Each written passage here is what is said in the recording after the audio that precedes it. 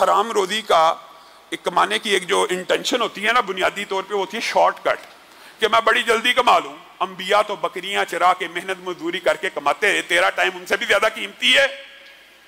इसीलिए रसूलुल्लाह सल्लल्लाहु अलैहि वसल्लम ने यह भी कह दिया, जो हलाल रिज़्क कमाने वाला ताजर है, ताजर सिर्फ ताजर ही, ये कोई आलम दीन की बात नहीं है।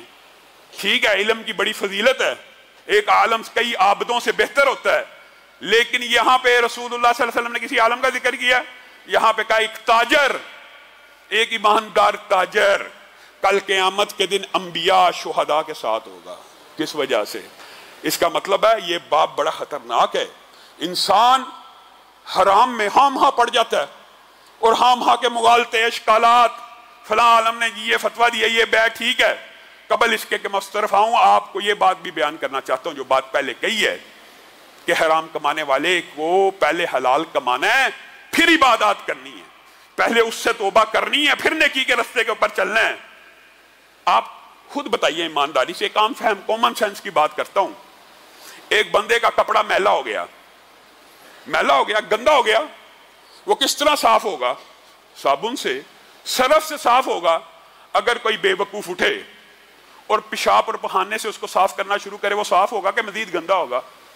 कभी साफ नहीं हो सकता। पेशाब के साथ धोने से कपड़ा पाक हो सकता?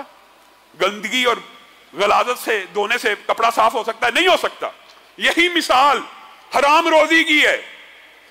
तू अपने गुनाहों को पाक साफ करना चाहता है, तू मस्जिद बनाना चाहता है, तू हज करना चाहता है, उम्रा करना चाहता है, पहले हराम की तौबा तो कर। तू हराम रिज़्क को इस काम में लगाना चाहता है कि वो तेरी सारी हराम कमाई को पाक कर दे, नहीं हो सकती। पहले तौबा करनी पड़ेगी। तौबा कर, फिर उसके बाद थोड़ा भी देगा, अल्लाह एक खजूर को भी चाहेगा ओहद पहाड़ बना देगा। अल्लाह की मर्जी है, हदीस है सही। और अगर तू थोड़े से भी अपने माल को पाक करना चाहेगा, अल्लाह कबूल कर लेगा। लेकिन अगर तू सूद के ऊपर खड़ा है, सूद नहीं छोड़ रहा, मस्जिद बना रहा है, सूद नहीं छोड़ रहा, दीन के काम कर रहा है, सूद नहीं छोड़ रहा, हज कर रहा है, और ये समझता है ये पैसा मेरे ये गुनाहों को माफ करवा रहा है, नहीं करवा रहा। और इसकी बात, ये बात मैं अपनी तरफ से नहीं कहता, कोई बात भी किसी की दुनिया में हुज्जत नहीं है। हुज्जत सिर्फ एक है, वो वही इलाही है। और वही इलाही की दो किस्में हैं, या अल्लाह का कलाम है या रसूलुल्लाह का फरमान है। रसूलुल्लाह सल्लल्लाहु अलैहि वसल्लम ने फरमाया, एक बंदा खाना काबा के अंदर खड़ा है। कहां खड़ा है? खाना काबा के अंदर खड़ा है। किस हालत में खड़ा है? हालत इहराम में खड़ा है। क्या कह रहा है? कह रहा है या रब या रब या रब।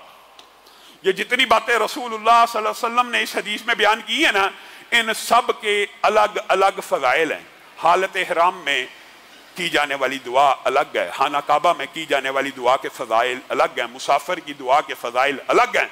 बाल परगन्ना है, बाल उजड़ चुके हैं, खाना काबा के अंदर खड़ा, ये सारी जो बातें हैं, ये जो तीन बातें रसूलुल्लाह ने पहले बयान की, ये तीनों दुआ की कबूलियत के असबाब में से है। मुसाफिर हो, दुआ कबूल होती है। हालत इहराम में हो, दुआ कबूल होती है। खाना काबा में हो, दुआ कबूल होती है। फिर चौथी बात क्या की? या रब कह के पुकारा। अल्लाह अकबर। ये या रब जो नाम है ना, या रब, ये अल्लाह का जो नाम है, जब इस नाम से पुकारा जाता है, ये बात भी अपनी तरफ से नहीं कह रहा, ये बात बड़ी समझने की जरूरत है। जब इस नाम से पुकारा जाता है तो रब फिर ये नहीं देखता पुकारने वाला मुस्लिम भी है, पुकारने वाला काफिर है। कोई अल्लाह ताला इस चीज की भी तमीज नहीं करता कि या रब कह के जब पुकारा जा रहा है तो क्या पुकार और निदा देने वाला सिर्फ मुसलमान है तो अल्लाह ने सुननी है? नहीं, ये अल्लाह का एक ऐसा सिफाती नाम है मखलूक में से, जो कोई इस नाम के साथ रब को पुकारता है, रब उसकी दुआ को कबूल करता है। और ये बात भी अपनी तरफ से नहीं है, कुरान पाक की आयात भी हैं। ये एक अलग मौजू है, लेकिन सिर्फ एक मिसाल देके अपनी बात को आगे बढ़ाऊंगा। शैतान ने भी, इबलीस ने भी जब नाफरमानी की थी और अल्लाह ताला से मोहलत मांगी थी, तो अल्लाह को रब कह के पुकारा था, ए रब फिर मुझे एक वक्त मुकर्ररा तक के लिए मोहलत दे दे। अगर इबलीस भी या रब कह के पुकारता है, अल्लाह उसकी भी सुन लेता है। ये बंदा खाना काबा के अंदर खड़ा होकर या रब कह रहा है, और रसूलुल्लाह सल्लल्लाहु अलैहि वसल्लम ने फरमाया, इसकी दुआ कैसी सुनी जाए? इसकी दुआ कैसे सुनी जाए? इसकी दुआ कैसे सुनी जाए? इसका खाना भी حرام کا، اس کا پینا بھی حرام کا، اس کا جو لباس ہے وہ بھی حرام کا، اس کی دعا کو اللہ رب العزت کبھی نہیں سنے گا۔ یہ حرام کی اتنی سخت وعید ہے۔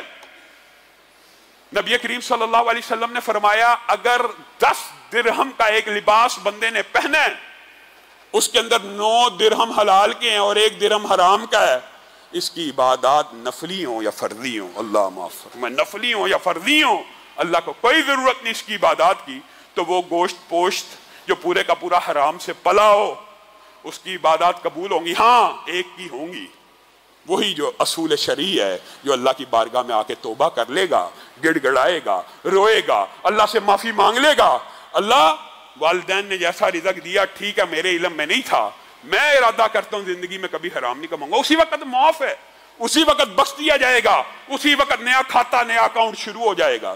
لیکن اگر یہ بندہ سمجھتا میں حرام بھی کمائی جا رہا ہوں اور ساتھ ساتھ نیکیاں بھی کری جا رہا ہوں، قبول ہوں گی نہیں، آج ارادہ کیجئے، ایک تو جن جن لوگوں کے مال دینے ہیں، ایک تو ارادہ اور نیت کیجئے ان کے واپس کرنے ہیں، پھر دوسرا ارادہ یہ کیجئے اللہ اگر کاروبار کے اندر رتی برابر بھی حرام کا کوئی عنصر شامل، آج سے چھوڑنے کا ارادہ کرتا ہوں۔ جو بندے چھوڑنے کا ارادہ کریں گے اللہ تعالیٰ ایک تو تقدیر کا باب ہے آپ کے سامنے رکھ دیا، اللہ تعالیٰ ان کے لیے آسانیاں پیدا کریں گے۔